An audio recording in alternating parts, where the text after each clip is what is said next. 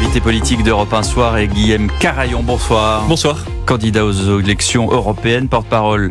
Vous avez une carte de visite, vous savez, comme les grands chefs d'entreprise, là, qui mettent leur Légion d'honneur et leur médaille du mérite, etc. Vous êtes candidat aux élections européennes. Bon, ça, c'est très bien. Vous êtes en 9e position. Porte-parole et vice-président des Républicains et président des Jeunes Républicains. Moi, quand je vous ai connu, vous étiez juste président des Jeunes Républicains. Donc, c'est ce que je retiens. Bon, Guilhem ou Guillaume, d'ailleurs? Guilhem. Alors, entendons-nous bien, Guillaume Carayon. Retenez ce nom puisque ça va grandir. Enfin, vous avez déjà grandi. Vous êtes 9e sur cette liste de 31 noms qui a donc été révélée, avec évidemment en tête de liste François-Xavier Bellamy pour les européennes. Cette liste de 31 noms, comment est-ce qu'elle a été choisie? Écoutez, il y a une commission d'investiture qui s'est réunie ce matin et qui a délibéré. La présidente de la commission d'investiture est Michel Tavarot, député des Alpes-Maritimes, et c'est le président des Républicains et notre candidat aux élections européennes, François-Xavier Bellamy, qui ont fini par trancher ce matin.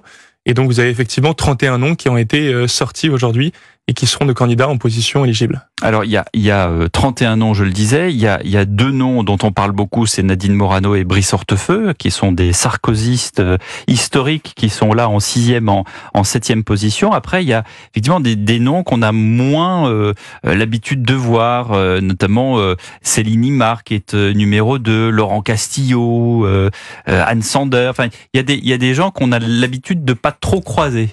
Ouais, Céline Imar est une agricultrice de mon département du Tarn qui est très talentueuse et qui défend les intérêts des agriculteurs depuis déjà de longues années au sein de sa formation professionnelle.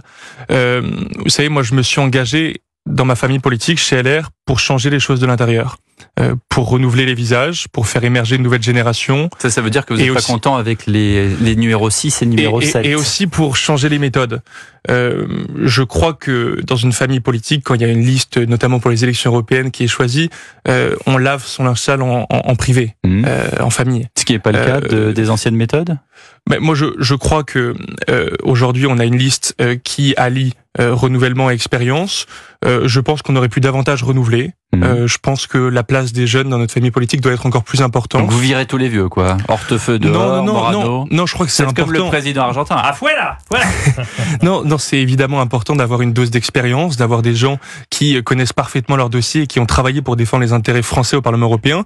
Mais il faut aussi du renouvellement. Vous savez, moi je suis le plus jeune candidat de cette liste. Pour l'instant, quel âge avez-vous maintenant, Guilhem? Parce que je vous ai connu. 24 ans. Vous en aviez 18 Mais ou 19. Le deuxième candidat le plus jeune, c'est François-Xavier Bellamy qui a 38 ans. Donc je pense qu'on peut encore faire plus pour le renouvellement de notre famille politique. Qu'est-ce que ça apporte, la jeunesse? Qu'est-ce qu'il y a de si extraordinaire? On a dit ça d'Emmanuel Macron en 2017. Regardez, c'est le président le plus jeune. Qu'est-ce que ça apporte? Moi, je veux me battre au Parlement européen pour défendre les combats.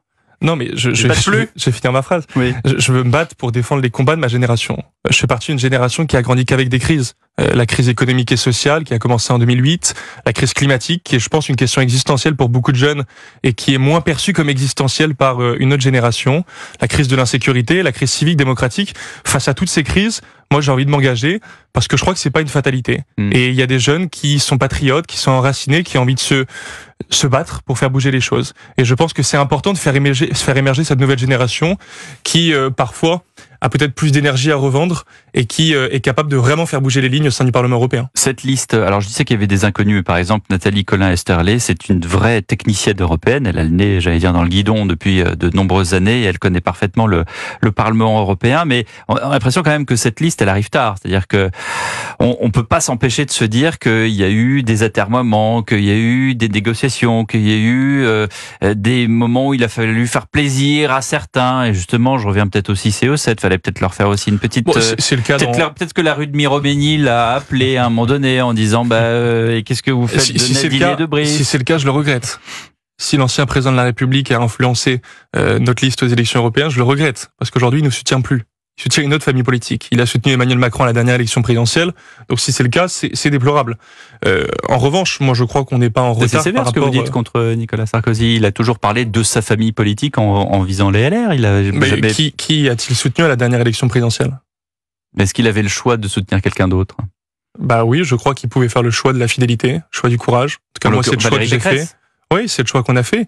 Il y avait des choses qui allaient pas pendant cette campagne.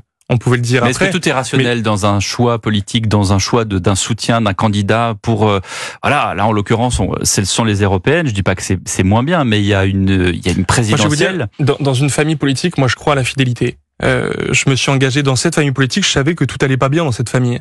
Et je me suis engagé pour changer ce qui allait pas. Ne parlez pas au passé. Mais tout ne va pas bien. J'ai été élu président des Jeunes LR en 2021, il y a 3 ans. J'avais la quasi-totalité de la direction de ma famille politique qui était opposée à ma candidature. Donc moi, on m'a jamais fait de cadeau. On m'a jamais fait de cadeau dans cette famille. Et d'ailleurs, la place qu'on m'offre pour cette élection, 9e, vous l'avez remarqué, est à la limite de l'éligibilité. C'est ça. Donc ça me force à mener campagne avec peut-être plus d'audace, plus de force que d'autres candidats. Vous disiez que dans les 31, il y a beaucoup de gens qui ont la niaque, qui ont envie d'y aller. Est-ce que c'est aussi parce qu'il y a aussi, c'est un peu le problème du verre à moitié vide et à moitié plein, c'est qu'il y en a plein qui ne voulaient pas y aller justement. Ouais, je crois que tout le monde est déterminé aujourd'hui à créer la surprise. On sait, c'est la raison pour laquelle je me suis engagé dans cette bataille qui est pas simple, parce qu'on a le meilleur candidat, je le crois, le plus sérieux, le plus méritant, le plus travailleur. C'est pareil, on a mis du temps à accoucher du nom de François-Xavier Bellamy. Moi, j'ai toujours plaidé au sein de ma famille pour que ce soit lui la tête de liste. C'est très bien, mais le fait que Éric Ciotti annonce le nom de François-Xavier Bellamy, c'est pareil. Président de LR, Éric Ciotti a choisi son timing. Vous avez parlé de la liste qui est désignée tardivement. Celle du Rassemblement National sera désignée dans quelques jours. Elle n'a pas encore été. Oui, enfin, est-ce que vous faites du souci pour le Rassemblement National qui, au dernier sondage, est à 32%? La liste de Renaissance qui perd des points de jour en jour a pas encore été dévoilée. Donc je pense que dans toutes les formations politiques, les listes sont désignées assez tardivement. Bon, c'est peut-être regrettable, mais c'est comme ça. Maintenant, moi, ce qui m'intéresse, c'est qu'on parle du bilan de chacun des candidats aux élections européennes, parce que ceux qui vendent du rêve, ceux qui font de la communication et qui disent qu'ils vont tout changer à l'Europe alors qu'ils l'ont pas fait pendant 5 ans, j'ai honnêtement un peu de mal à y croire. Ça veut dire quoi? Vous parlez de Jordan Bardella en particulier? Oui, de Valérie Hayé, de Jordan Bardella. Attends, on va faire l'un après l'autre. Alors Jordan Bardella, 32%, là, dernier sondage Odoxa que j'ai sous les yeux, 32% pour Bardella. Qu'est-ce qui se passe avec Bardella? Pourquoi est-ce que ça vous plaît pas? Mais parce qu'il a déjà gagné les élections européennes en 2019. Et donc? Parce que sa famille politique a gagné les élections européennes en 2014. Qu'est-ce qui a changé? Qu'est-ce qui a changé dans le quotidien des Français? Qu'est-ce qui a changé? Je crois que Jordan Bardella et son groupe, d'ailleurs au Parlement européen, qui est isolé, qui est marginal, qui est pas capable de mener des coalitions, a pas changé une virgule d'un texte européen. Nous, on se bat parce qu'on pense qu'on a le candidat qui est le plus à même de défendre les intérêts de la France en Europe. Alors, on a un candidat qui se bat pour le pouvoir d'achat des Français, qui défend le nucléaire. On a un candidat qui se bat pour défendre la civilisation européenne. C'est d'ailleurs pour ça qu'il avait fait voter un amendement pour interdire, une campagne de promotion du voile islamique de la Commission européenne. On a un candidat qui se bat pour défendre les agriculteurs. Et je crois que l'Europe, c'est un combat de tous les jours. La question, c'est pas dans cette élection européenne, plus d'Europe, le camp macroniste, moins d'Europe, le camp de Jordan Bardella. La question, c'est quel candidat est le plus à même de défendre les intérêts de son pays au Parlement européen. Vous savez très bien que vous devez composer avec les autres pays. C'est bien le principe des élections européennes. C'est qu'on intègre ensuite un autre groupe européen et on se bat, comme vous le dites, ou pas d'ailleurs, avec d'autres pays européens pour... Donc, comment est-ce que vous voulez influer sur la politique de la France? Mais écoutez, moi je me sens absolument légitime à dire que j'ai pas envie que mes alliés, ce soient les Allemands de l'AfD, l'extrême droite allemande. Jordan Bardella, Jordan Bardella est allié avec l'AfD. C'est un parti qui est partenaire du Rassemblement National historiquement depuis toujours, et ils n'ont pas prévu de changer ce partenariat. Moi, je regarde les différentes alliances européennes. Vous savez, nous, on est membre du PPE. C'est le plus grand groupe au Parlement européen. On n'est pas d'accord sur tout, et notamment la présidente de la Commission européenne qui se représente, Ursula von der Leyen, François-Xavier Bellamy, c'est la voix qui défend le fait qu'elle soit pas la prochaine présidente de la Commission européenne, qu'elle soit pas candidate à sa réélection. Bien, on se bat. On a besoin d'avoir le plus de parlementaires européens français qui soient sur cette ligne pour permettre une solution alternative et faire en sorte qu'on sorte de cet agenda de la décroissance agricole, alimentaire, qui je crois, a nui aux intérêts des peuples européens. Donc moi je crois que dans cette campagne, le vote utile pour tous les électeurs de droite, c'est François-Xavier Bellamy. Et quand je regarde la liste macroniste qui est dirigée aujourd'hui par Valérie Hayé, vous savez, elle a commencé sa campagne... également le PPE, hein. Non, elle est membre du groupe des libéraux au Parlement européen, qui est un groupe qui est aussi marginal. PPE et c'est libéraux. Exactement.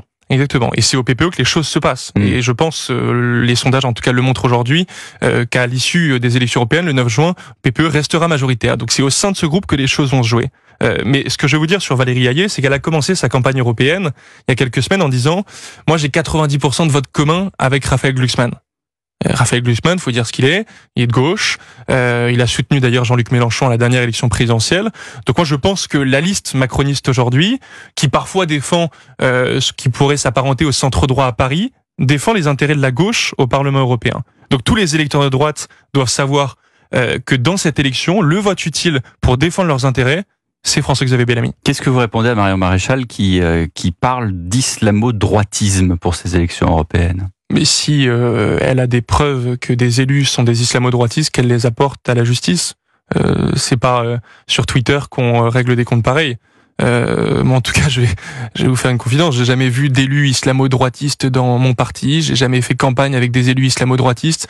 Et je pense que c'est honnêtement un peu caricatural. On est de droite, une droite enracinée, une droite qui défend une certaine civilisation, la nôtre, française, européenne.